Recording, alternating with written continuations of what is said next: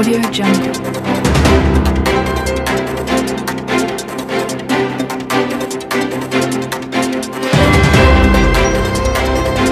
Audio Jungle.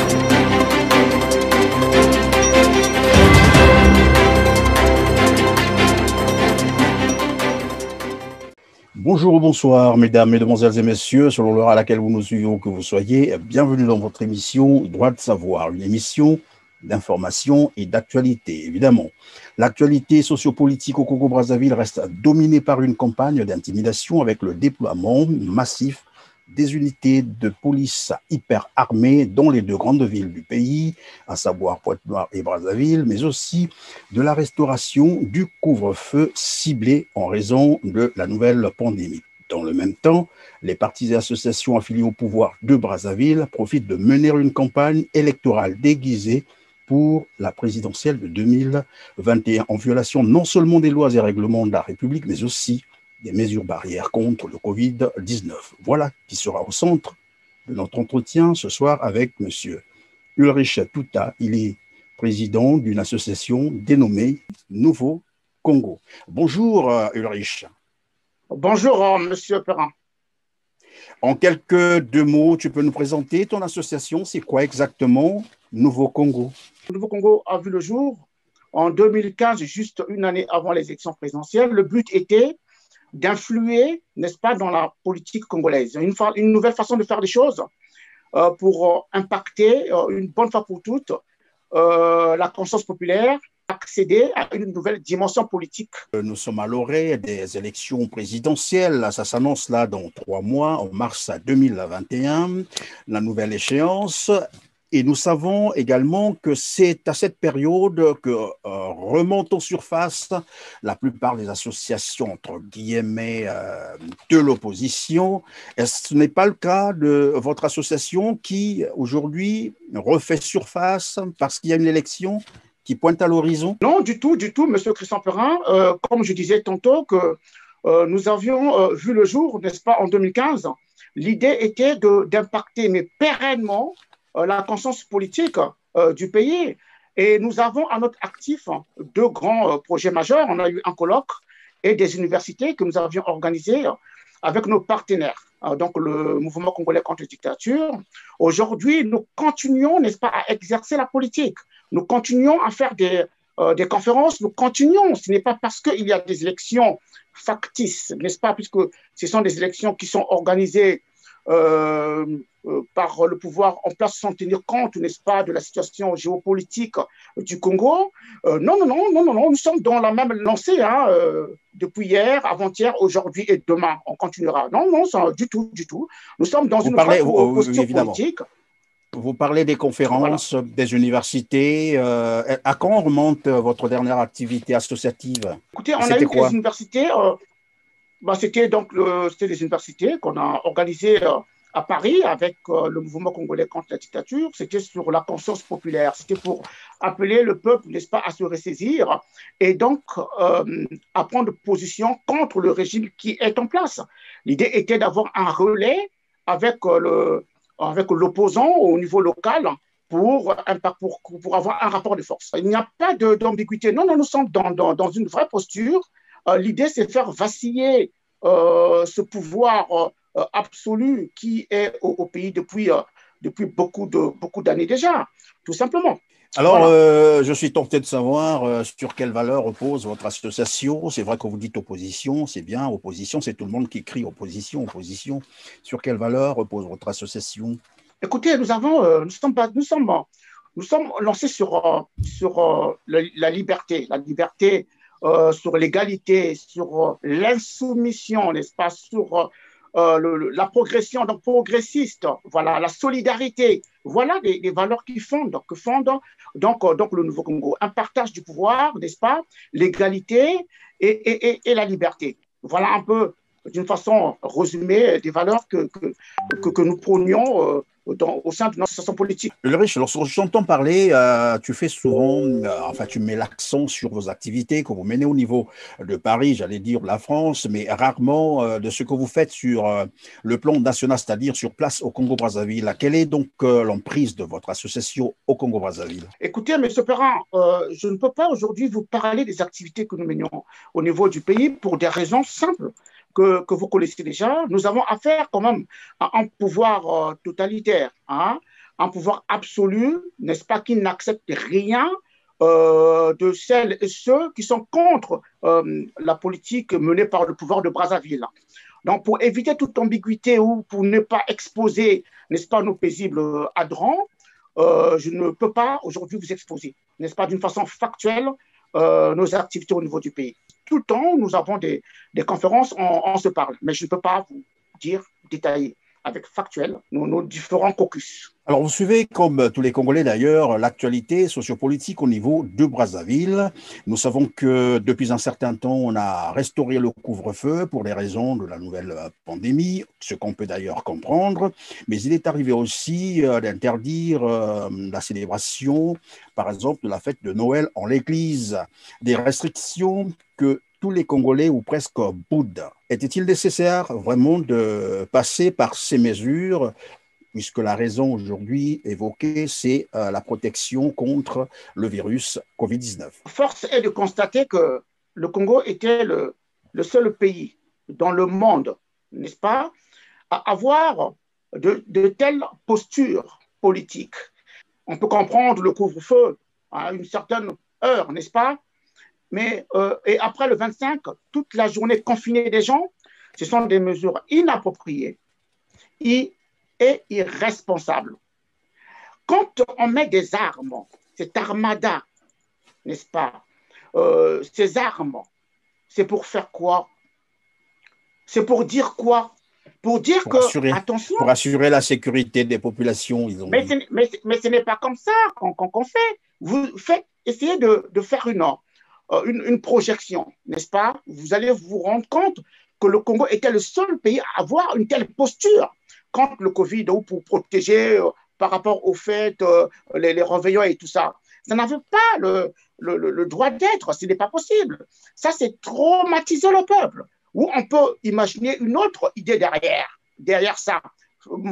Démontrer au peuple que, voilà, si vous avez d'autres intentions, voilà, regardez ce que nous sommes capables de faire, où on occupe toutes les artères, n'est-ce pas, des grandes villes par des engins de guerre. Mais nous ne sommes pas en guerre.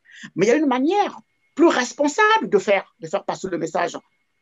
On n'a pas besoin d'avoir une telle démonstration. D'ailleurs,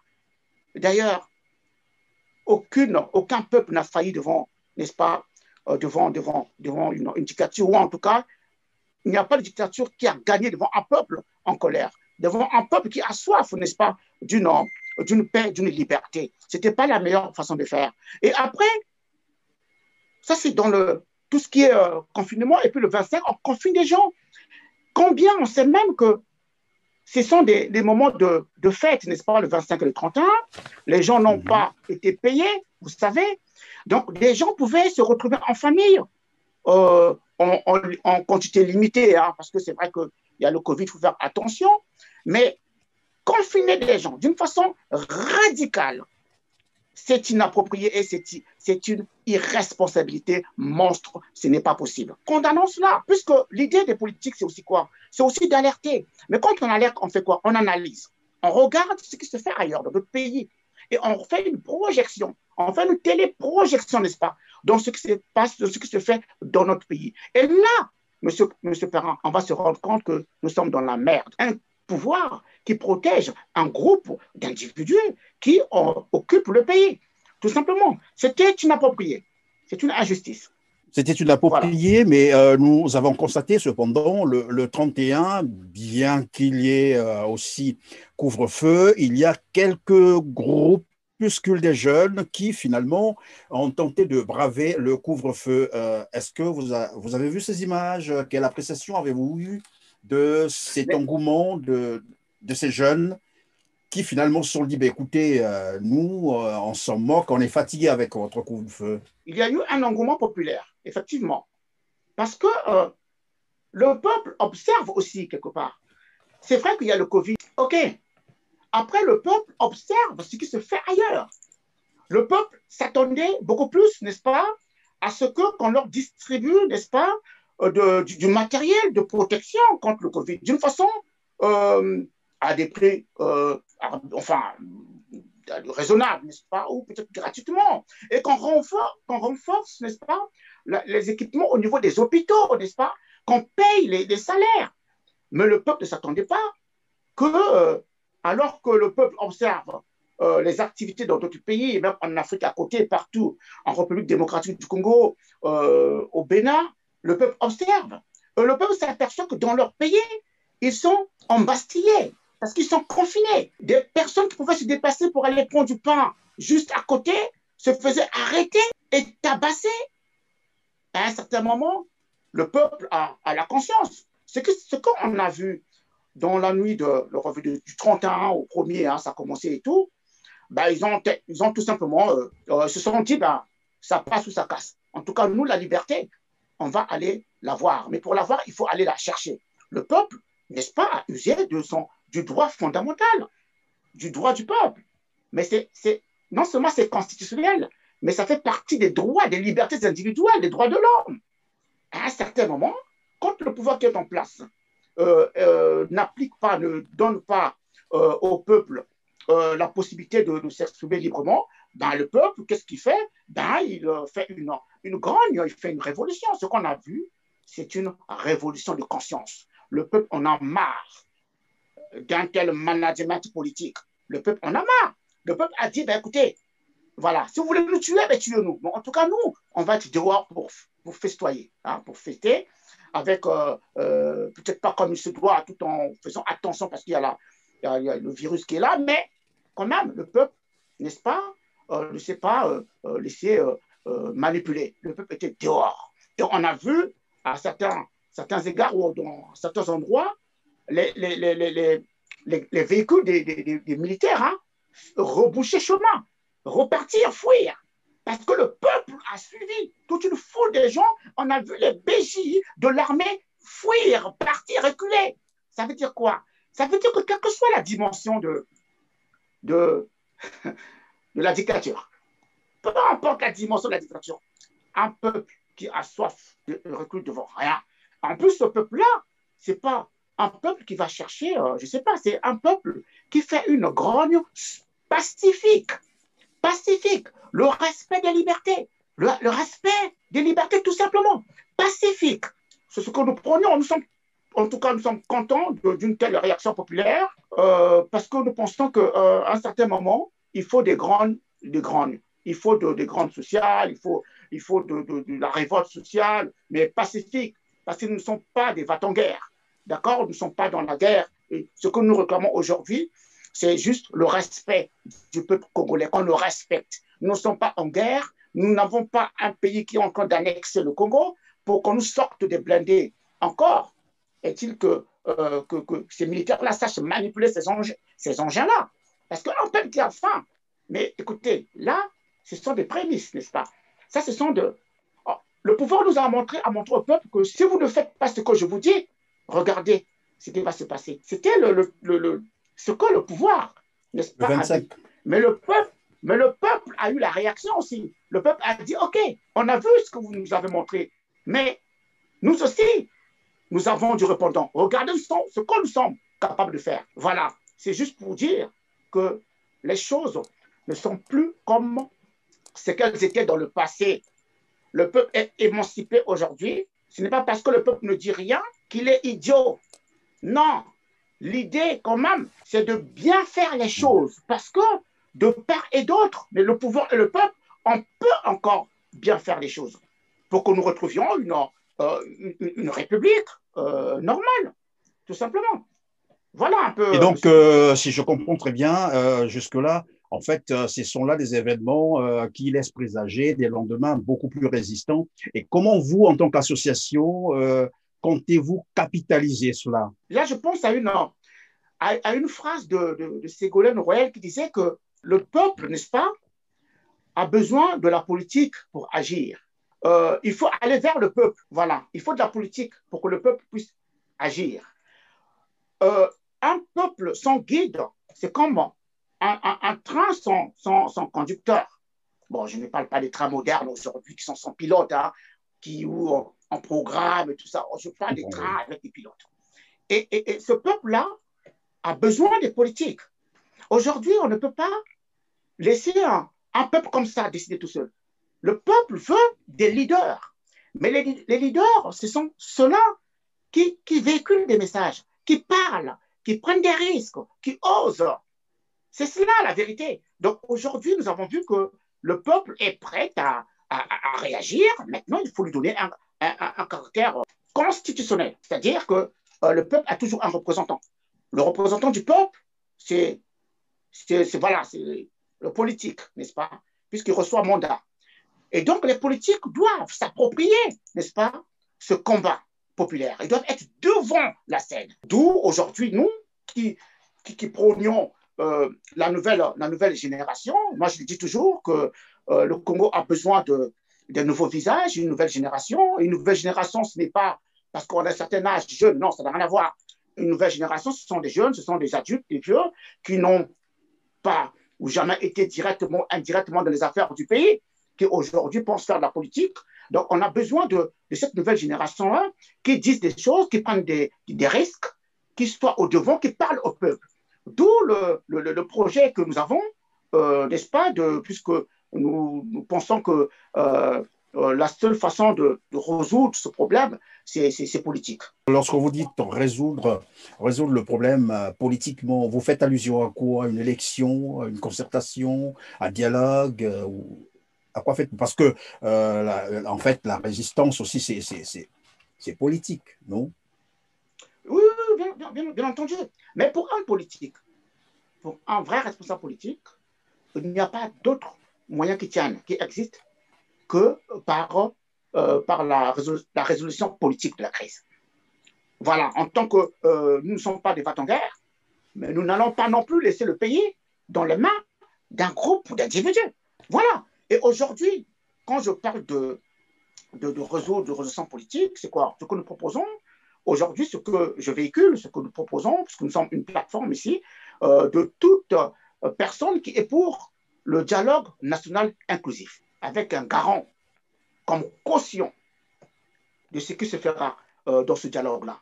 Nous appelons à un dialogue. C'est le seul moyen de résoudre, n'est-ce pas, la crise du pays, M. Christian Ferrat. Mais il y a aussi l'article 35 de la Déclaration universelle des droits de l'homme et du citoyen qui prévoit l'insurrection populaire et qui pense que c'est légitime, non? C'est aussi politique. Monsieur Touta que je suis de la nouvelle génération politique et avec le Nouveau Congo et avec les autres, nous avons dans la plateforme de l'appel au dialogue inclusif, nous pensons que une insurrection, c'est pas une solution. Se lancer dans l'article, effectivement, c'est un droit, hein, c'est un droit fondamental, je l'ai rappelé bien avant. D'autres, on a tout essayé, qu'on n'a pas abouti à une conclusion consensuelle, hein, puisque les gens doivent se parler. Et là, effectivement, ce qui paraît légitime, c'est que le peuple, n'est-ce pas, se sorte de son confort pour aller chercher la liberté. Effectivement, c'est fondamental, mais nous ne sommes pas dans cette... Nous pensons qu'on peut encore sauver le pays, on peut encore sauver le pays des guerres fratricides, hein, des guerres, parce qu'on a quand même eu des moments de guerre hein, dans le passé. L'idée, c'est de ne plus plonger dans des événements comme ça. Que ce soit dans le camp du Nord ou du Sud, on a vu on a perdu des parents partout, hein, que ce soit le gare du Nord ou du Sud, ça reste un Congolais. Donc, pour éviter d'user ce droit fondamental qui est constitutionnel, on a encore la possibilité de faire le dialoge. Après, lorsque je vous entends parler, vous n'arriverez à l'insurrection que lorsque vous avez tout essayé. Apparemment, Ulrich Touta a encore quelque chose à proposer à ce régime. Qu'est-ce qu'on n'a pas encore essayé? Écoutez, on n'a pas encore essayé le dialogue vrai.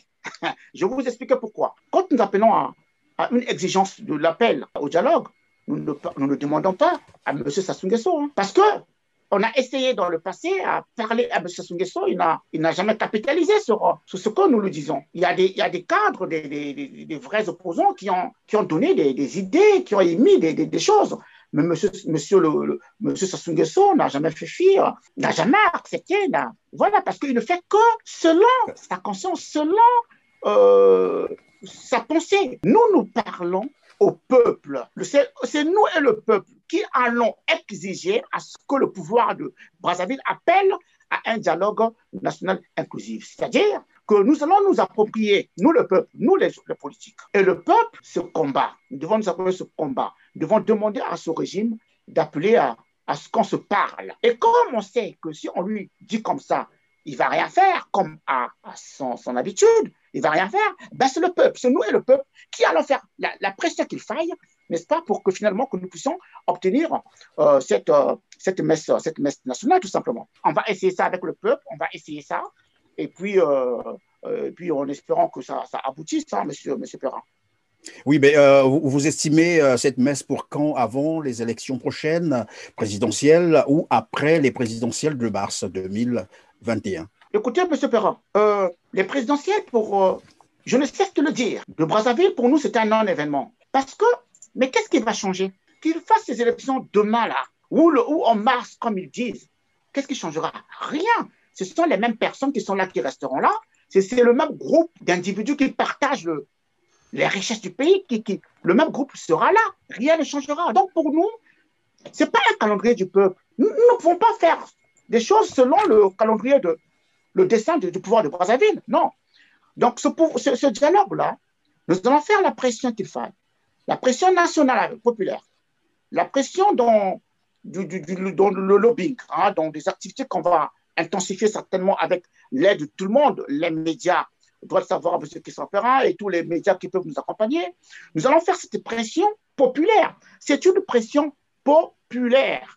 Nous ne quémandons pas le dialogue avec Sassou Nguesso. L'idée n'est pas de quémander le dialogue. Non, c'est le rapport de force populaire qui va faire que ce pouvoir, finalement, se décide, n'est-ce pas, à appeler à ce dialogue national inclusif, tout simplement. Et donc, si vous étiez appelé à un gouvernement d'union nationale tel que le parti au pouvoir est en train de l'entrevoir après les élections présidentielles de mars 2021, vous pensez que ce serait là une solution? Vous pouvez adhérer? Monsieur Perrin, tout est question d'analyse. Moi, je suis du Nouveau Congo. C'est des choses, si ces choses arrivent, nous allons regarder. Si l'idée est que demain, que le pouvoir ne soit plus en place, que M. Sassou Nguesso ne soit plus président, et que beaucoup de choses, nous verrons dans quelles conditions nous pourrons effectivement participer à un projet quelconque. L'idée, ce n'est pas nous ne sommes pas des ennemis. L'idée, c'est de faire que les choses changent au Congo-Brazzaville.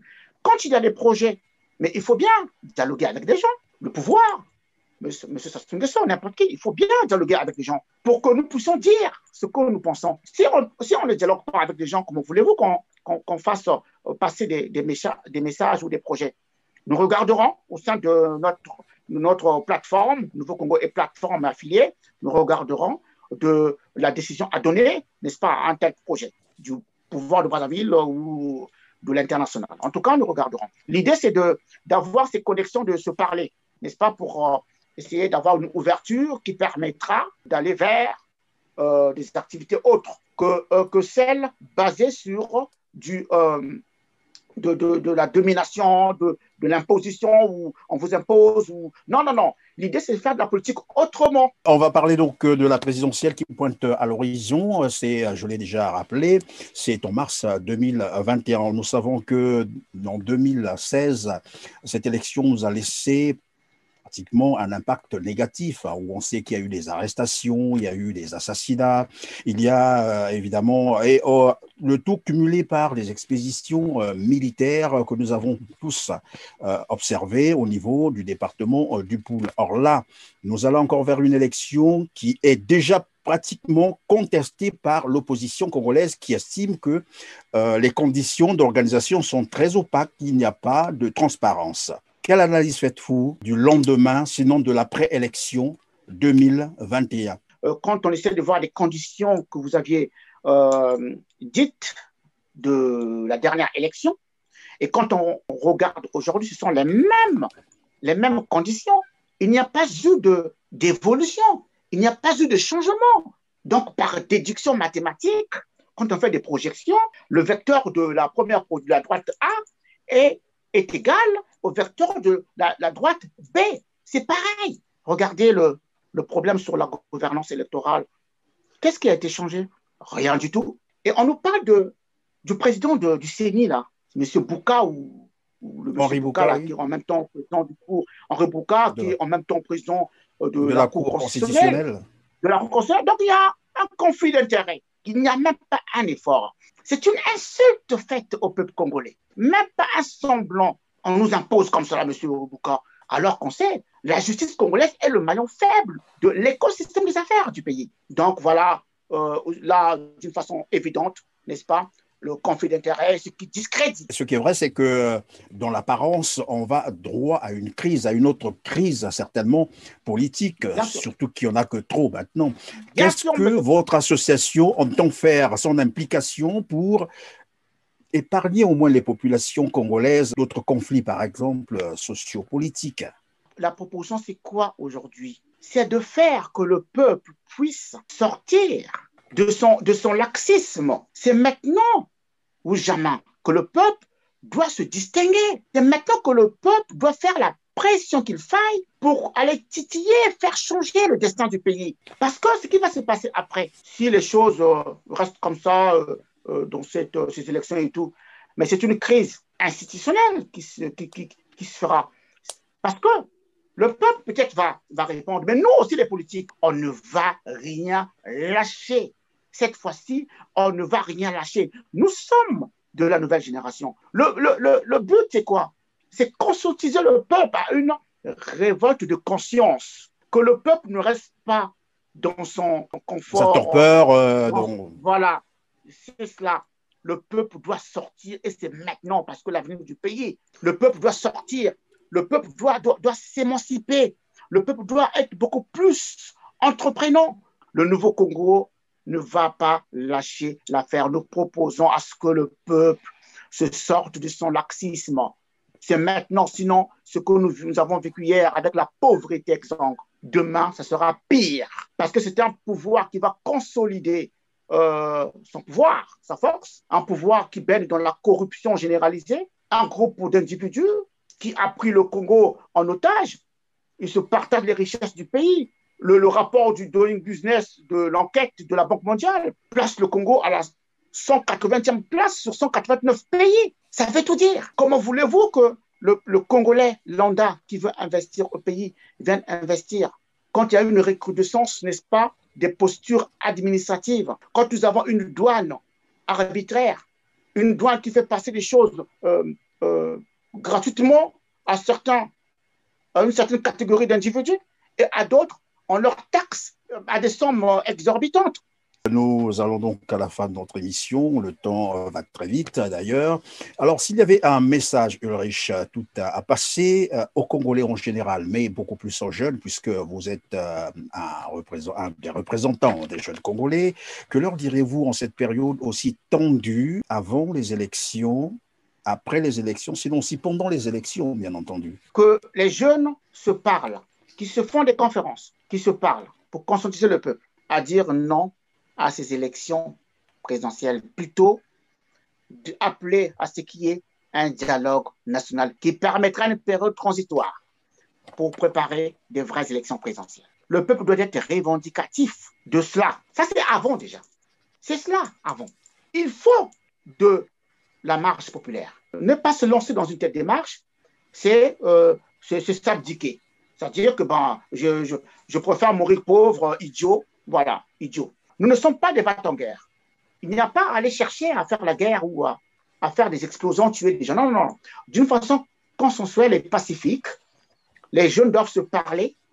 Il y a des cadres qui doivent se parler pour informer, même dans les villages, de rejeter ces élections qui se présentent, puisqu'il n'y a rien de changé. Les dés sont jetés et on connaît le résultat déjà. Même avant d'aller aux élections, on sait que voilà, c'est comme ça, ils vont faire leur sauce, ils vont continuer à diriger le pays. Il est où l'intérêt d'aller à tel vote? Voilà. Et donc, pendant s'il y a ces élections-là, effectivement, que les jeunes se confinent, et que, tout simplement parce que le vote du peuple compte.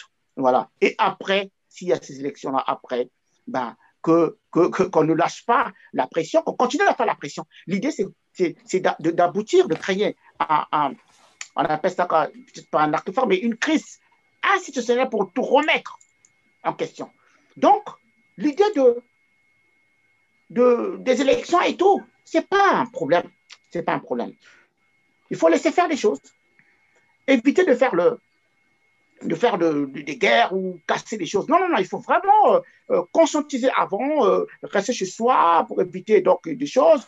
Mais ce qu'il faut faire, c'est avant. C'est avant qu'il faut faire les choses. C'est avant qu'il faut faire tout le travail de communication. Il faut rejeter ces élections. Il faut que le peuple demande le dialogue inclusif. C'est le seul moyen factuel et responsable, n'est-ce pas, de résorber la crise congolaise. Et après, puisque nous avons quand même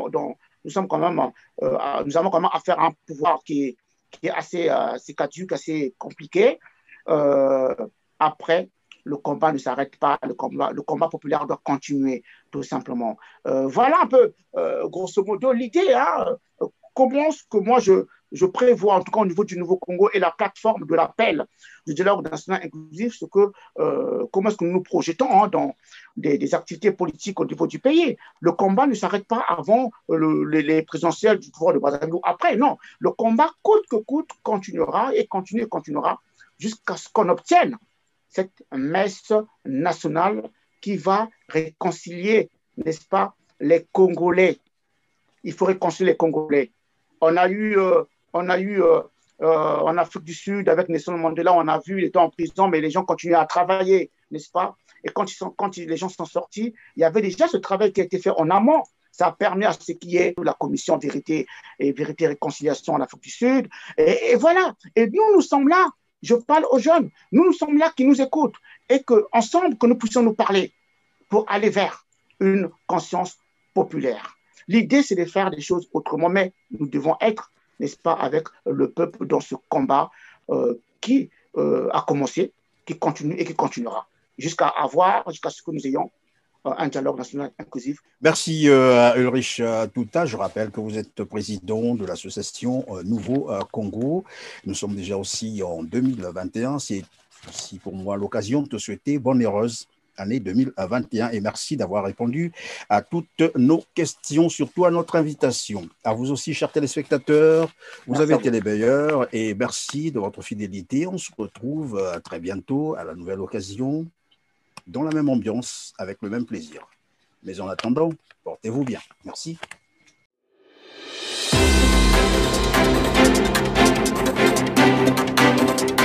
Audio Jungle.